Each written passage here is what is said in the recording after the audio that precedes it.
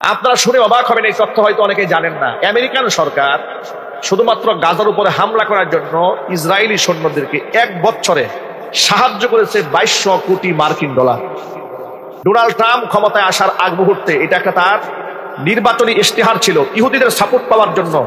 সে ইহুদি ইসরায়েলিদেরকে সাথে নেওয়ার জন্য বলেছে যে আমি যদি ক্ষমতায় যেতে পারি তাহলে গাজাকে আমি একটা মৃত্যুপুরীতে পরিণত করব এবং গাজাকে জ্বালিয়ে পুড়িয়ে ছাই বানাই দেব। ঘৃণার সাথে কোন নাউজুবিল্লাহ। ওরা গাজাকে ছাই বানাতে চেয়েছে, আল্লাহ তাআলা ওদের রাষ্ট্রকে জ্বালিয়ে পুড়িয়ে ছাই বানিয়ে দিয়েছে।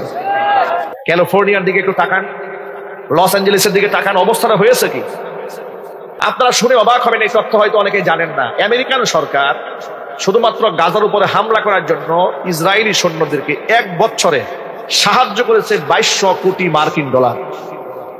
2200 কোটি মার্কিন ডলার তারা সহযোগিতা করেছে।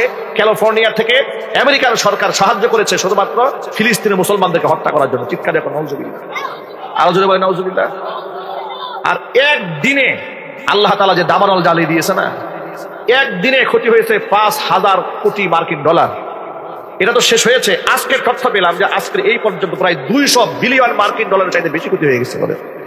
পৃথিবীর সমস্ত প্রযুক্তি ব্যবহার করে ওরা আগুন নেভাতে পারছে না, দাউ দাউ করে জ্বলতেছে। সে আগুন এমন ভাবে জ্বলতেছে যে আগুন কি দিয়ে আপনি নেভাবেন? কত প্রকারের তারা গ্যাস, বিভিন্ন প্রকারের কালারিং আপনার গ্যাসগুলো ব্যবহার করতেছে এটাকে নির্বাপন করার জন্য, কন্ট্রোলে আনার জন্য পারতেছে না। একদিকে আগুন জ্বলে, পাশে সমুদ্র, কিন্তু আগুন জ্বলার সাথে সাথে এমন বাতাস ছুটছে যে বাতাস আগুনের টুকরাগুলোকে এক বাড়ি থেকে নিয়ে আরেক বাড়িতে ঢুকাই দিচ্ছে, এক বাড়ি থেকে আরেক বাড়িতে ঢুকাই দিচ্ছে।